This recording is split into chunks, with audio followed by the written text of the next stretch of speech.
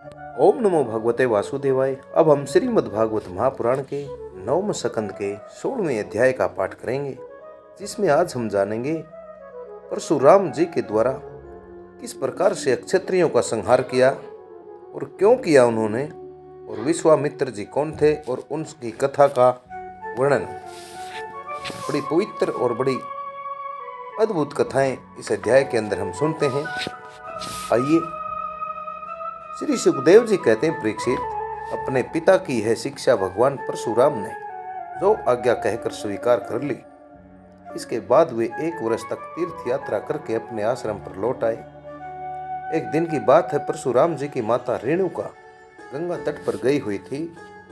उन्होंने देखा कि गंधर्वराज चित्ररथ कमलों की माला पहने अप्सराओं के साथ विहार कर रहा है। वे जल लाने के लिए नदी तट पर गई थी, परंतु वहां जल क्रीड़ा करते हुए गंधर्व को देखने लगी और पति देव के हवन का समय हो गया है, इस बात को भूल गई। उनका मन कुछ चित्ररथ की ओर खिंच भी गया था। हवन का समय बीत गया, यह जानकर वे महर्षि जमदग्नि के शाप से भयभीत हो गई और तुरंत वहां से आश्रम पर चली आई। वहां जल का कलश महर्षि के सामने रखकर हाथ जोड़कर खड़ी हो गई। जमदग्नि मुनि ने अपनी पत्नी का मानसिक व्यभिचार जान लिया और क्रोध करके कहा, मेरे पुत्रों, इस पापिनी को मार डालो। परंतु उनके किसी भी पुत्र ने उनकी वह आज्ञा स्वीकार नहीं की। इसके बाद पिता की आज्ञा से परशुराम जी ने माता के साथ सब भाइयों को भी मार डाला। इसका कारण था, वे अपने पिताजी के योग और तपस्या का प्रभाव भली भांति जानते थे। परशुराम जी के इस काम से सत्यवती पुत्र महर्षि जमदग्नि बहुत प्रसन्न हुए और उन्होंने कहा, बेटा, तुम्हारी जो इच्छा हो वह वर मांग लो। परशुराम जी ने कहा, पिताजी, मेरी माता और सब भाई जीवित हो जाएं तथा उन्हें इस बात की याद न रहे कि मैंने उन्हें मारा था। परशुराम जी के इस प्रकार कहते ही जैसे कोई सोकर उठे, सब के सब अनायास ही सकुशल उठ बैठे। परशुराम जी ने अपने पिताजी का तपोबल जानकर ही तो अपने सुहृदों का वध किया था। परीक्षित, सहस्त्रबाहु अर्जुन के जो लड़के परशुराम जी से हार कर भाग गए थे, उन्हें अपने पिता के वध की याद निरंतर बनी रहती थी। कहीं एक क्षण के लिए भी उन्हें चैन नहीं मिलता था। एक दिन की बात है, परशुराम जी अपने भाइयों के साथ आश्रम के बाहर वन की ओर गए हुए थे।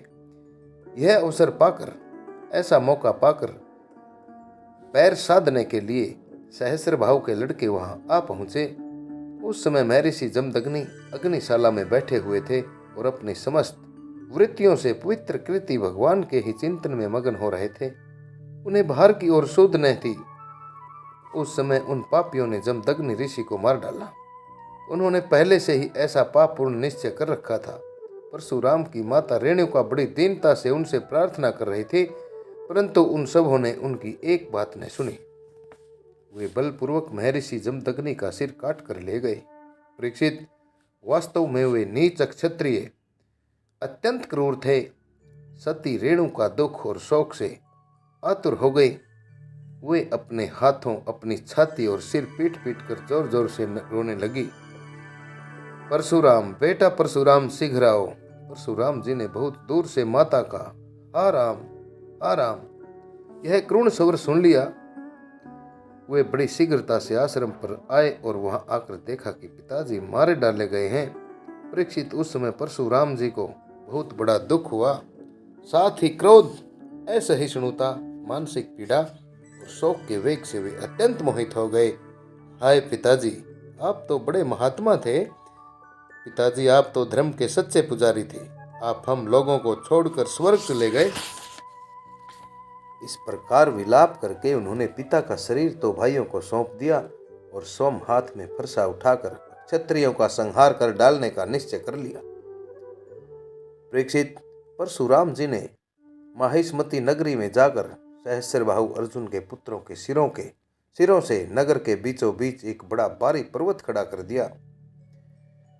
उस नगर की शोभा तो उन ब्रह्मघाती नीच क्षत्रियों के कारण ही नष्ट हो चुकी थी।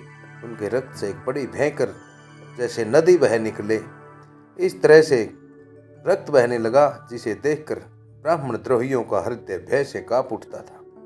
भगवान ने देखा कि वर्तमान क्षत्रिय अत्याचारी हो गए हैं, इसलिए राजन उन्होंने अपने पिता के वध को निमित्त बनाकर 21 बार पृथ्वी को क्षत्रियों से विहीन कर दिया और कुरुक्षेत्र के समंत पंचक में ऐसे ऐसे 5 तालाब बना दिए जो रक्त के जल से भरे हुए थे। परशुराम जी ने अपने पिताजी का सिर लाकर उनके धड़ से जोड़ दिया और यज्ञों द्वारा सर्वदेव में आत्म स्वरूप भगवान का यजन किया। यज्ञों में उन्होंने पूर्व दिशा होता को, दक्षिण दिशा ब्रह्मा को, पश्चिम दिशा अर्धव्यू को और उत्तर दिशा सामगान करने वाले उद्गाता को दे दी। इस प्रकार अग्निकोण आदि विदिशाएं ऋत्विजों को दी, कश्यप जी को मध्य भूमि दी, उपद्रष्टा को आर्यव्रत दिया और दूसरे सदस्यों को अन्य अन्य दिशाएं प्रदान कर दी। इसके बाद यज्ञ अंत स्नान करके वे समस्त पापों से मुक्त हो गए और ब्रह्मा नदी सरस्वती के तट पर मेघ रहित सूर्य के समान शोभायमान होने लगे। महर्षि जमदग्नि को समृद्धि रूप संकल्प में शरीर की प्राप्ति हो गई। परशुराम जी से सम्मानित होकर वे सप्त ऋषियों के मंडल में 7वें ऋषि हो गए। परीक्षित, कमल लोचन जमदग्नि पुत्र भगवान परशुराम आगामी मनवंतर में सप्त ऋषियों के मंडल में रहकर वेदों का विस्तार करेंगे। वे आज भी किसी को किसी प्रकार का दंड न देते हुए शांत चित्त से महेंद्र पर्वत पर निवास करते हैं। वहां सिद्ध, गंधर्व और चारण उनके चरित्र का मधुर स्वर से गान करते रहते हैं। सर्वशक्तिमान विश्वात्मा भगवान श्री हरि ने इस प्रकार भृगु वंशियों में अवतार ग्रहण करके पृथ्वी के भारभूत राजाओं का बहुत बार वध किया। महाराज गाधी के पुत्र हुए प्रज्वलित अग्नि के समान परम तेजस्वी विश्वामित्र जी। इन्होंने अपने तपोबल से क्षत्रियत्व का त्याग करके ब्रह्म तेज प्राप्त कर लिया। परीक्षित, विश्वामित्र जी के 100 पुत्र थे। उनमें बिचले पुत्र का नाम था मधुछंदा, इसलिए सभी पुत्र मधुछंदा के ही नाम से प्रसिद्ध हुए, विख्यात हुए। विश्वामित्र जी ने भृगुवंशी अजिगर्त के पुत्र अपने भांजे सुनहसेप को, जिसका एक नाम देवरात भी था, पुत्र रूप में स्वीकार कर लिया और अपने पुत्रों से कहा कि तुम लोग इसे अपना बड़ा भाई मानो। यह वही प्रसिद्ध भृगुवंशी सुनहसेप था जो हरिश्चंद्र के यज्ञ में यज्ञ पशु के रूप में मोल लेकर लाया गया था। विश्वामित्र जी ने प्रजापति वरुण आदि देवताओं की स्मृति करके उसे पास बंधन से छुड़ा लिया। देवताओं के यज्ञ में यही सुनहसेप देवताओं द्वारा विश्वामित्र जी को दिया गया था। अतः देवैरातः इस व्युत्पत्ति के अनुसार गाधी वंश में यह तपस्वी देवरात के नाम से विख्यात हुआ। विश्वामित्र जी के पुत्रों में जो बड़े थे, उन्हें सुनहसेप को बड़ा भाई मानने की बात अच्छी न लगी। इस पर विश्वामित्र जी ने क्रोधित होकर उन्हें शाप दे दिया कि दुष्टों, तुम सब म्लेच्छ हो जाओ। इस प्रकार जब 49 बार म्लेच्छ हो गए, तब विश्वामित्र जी के बिचले पुत्र मधुछंदा ने अपने से छोटे 50 भाइयों के साथ कहा, पिताजी, आप हम लोगों को जो आज्ञा करते हैं हम उसका पालन करने के लिए तैयार हैं।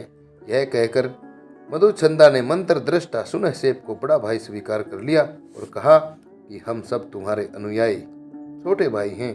तब विश्वामित्र जी ने अपने इन आज्ञाकारी पुत्रों से कहा, तुम लोगों ने मेरी बात मानकर मेरे सम्मान की रक्षा की है, इसलिए तुम लोगों जैसे सुपुत्र प्राप्त करके मैं धन्य हुआ हूँ। मैं तुम्हें आशीर्वाद देता हूँ कि तुम्हें भी सुपुत्र प्राप्त होंगे।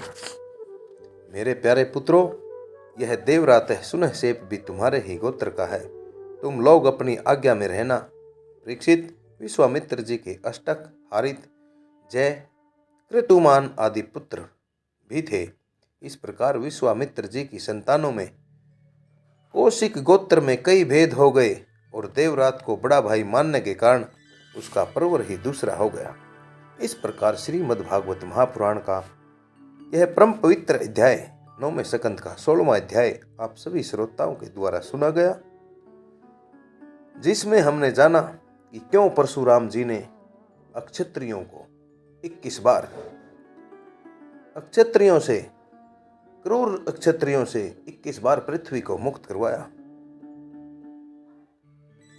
श्रीमद्भागवत महापुराण जैसा कि सर्वविदित है, एक सनातन महापुराण है। ऋषि मुनियों द्वारा रचित एक पवित्र पुराण है, जिसे आप तक संस्कृत से हिंदी में रूपांतरित करके ओम नमो नारायण चैनल द्वारा प्रस्तुत किया जा रहा है। नरेंद्र कौशिक की सहृदय विनम्र विनती है, सभी श्रोता सनातन धर्म के प्रचार और प्रसार के लिए कृपया इन पुण्यमयी कथाओं को आगे से आगे शेयर करें तथा ओम नमो नारायण चैनल को सब्सक्राइब करके अपनी हवन रूपी आहुति इस श्रीमद् भागवत महापुराण के लिए अवश्य डालकर पुण्य के भागी बने। इन्हीं शब्दों के साथ नरेंद्र कौशिक का आप सभी को ओम नमो भगवते वासुदेवाय, ओम नमो भगवते वासुदेवाय। अगले सप्तदशवें अध्याय हम 17वें अध्याय में जानेंगे धन्वंतरी जी के बारे में। धन्वंतरी जी की क्या क्या खूबियां थी, कितने तेजस्वी थे, इस अध्याय के अंदर हम 17वें अध्याय में जानेंगे। उम्मीद करते हैं 17वां अध्याय आप अवश्य सुनेंगे।